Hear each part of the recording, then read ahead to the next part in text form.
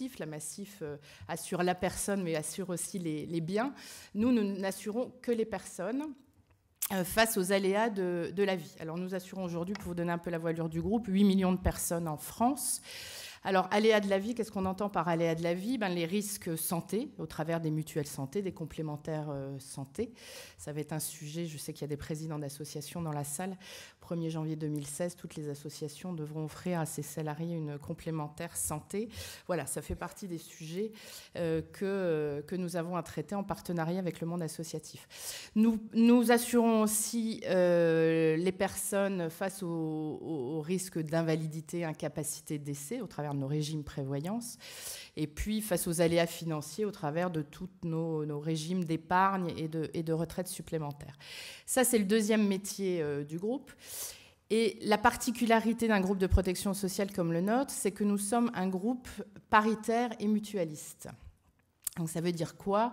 Ça veut dire que nous travaillons dans l'intérêt principal de nos adhérents. Nous n'avons pas d'actionnaires, on n'a pas les yeux rivés sur le CAC 40, ce qui permet en fait de pouvoir avoir une stratégie à long terme sur des enjeux qui nous tiennent à cœur, et des enjeux sociétaux, dont la thématique aujourd'hui de la dépendance et des aidants familiaux. Et de ce fait-là, est né très vite un troisième métier, donc premier retraite complémentaire, deuxième assurance, qu'on appelle l'engagement social. Donc l'engagement social, c'est aujourd'hui, pour vous donner un ordre d'idée, un groupe comme le nôtre, plus de 40 millions d'euros d'aide sociale, d'aide financière qui sont versées. Alors, qui sont versés sur deux grandes familles d'actions, et ça va rejoindre la thématique de ce soir. Nous aidons nos adhérents face à une difficulté, une fragilité. Donc, c'est des aides individuelles, très concrètement. J'avais encore un conseil d'administration la semaine dernière. Voilà, on a des adhérents. La paupérisation des personnes âgées est un vrai sujet aujourd'hui. Donc, on vient sur des sujets aussi concrets que remplacer la chaudière d'une de nos adhérentes qui n'est plus en capacité de se chauffer. Donc ça, voilà, on fournit des aides individuelles. Et l'autre pendant, c'est que depuis toujours, nous accompagnons les associations au travers d'aides collectives, parce que nous estimons qu'elles font un travail merveilleux sur le terrain. Et donc, on aide le monde associatif.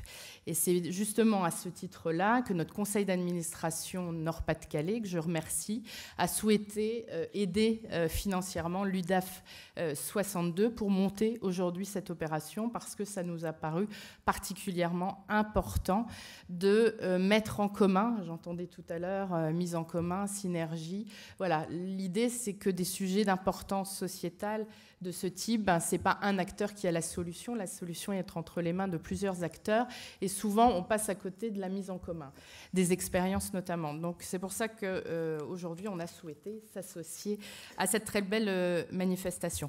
Alors pour revenir juste sur les aides sociales, on est bien évidemment contraint, alors enfin c'est pas contraint, mais encadré par les règles de l'ARCO et de la GIRC. Alors, historiquement, on travaillait sur le handicap, sur la prévention du bien vieillir.